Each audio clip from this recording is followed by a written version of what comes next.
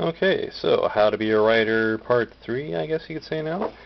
Alright, or part 4, maybe. Yeah, because, well, okay. Now, so, as before, I've sketched out the layout of the town. I've indicated where things like fountains and where green grass areas would be, so along these islands. Now, what you're looking at is essentially about from ground level to 6 feet down. These would be the main waterways that go through the town. It's symmetrical like this because they wanted a simple in the story, Gang of Daggers or Kingdom of Daggers, I guess I'm going to call it. They wanted a real simple design, and they wanted something that they could just replicate over and over again in any city that they took control of. And so, regardless of what it is, like say this is uphill. So up here somewhere is there's like there would be a body of water running along this side of the community, and they would make a tunnel going north, which would connect with the river or the stream, and then be buried underneath and run underneath the town. It would then split into these two water paths, feeder paths, and go through the town.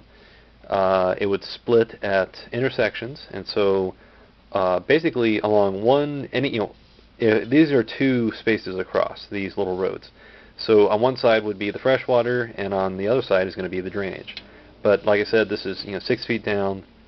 The lines that come through, and the only outlet is right here at this fountain, and then up here at this fountain.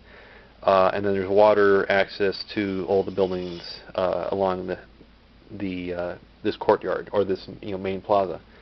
And then outside of that plaza, more water to these other areas.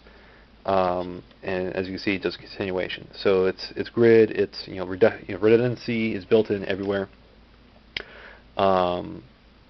And yeah, I guess I like this layout. So this works for me. Let's see what else. But yeah. So. So the other thing is that water pressure. Well, at first I just assumed that okay, water is just going to flow, and these water access points, fountains, they wouldn't start out as fountains because that requires water pressure. But there would be a fresh water flowing through and a well type system, so that way the residents of the city could draw water and not worry about it being bad water. So that's just like the one idea. Later on, when they developed the technology that they could develop water pressure, then these essentially troughs of fresh water would be converted into smaller pressurized conduits of water. So that would create water pressure, which would help with the fountains, and also allow for water to be directed into buildings.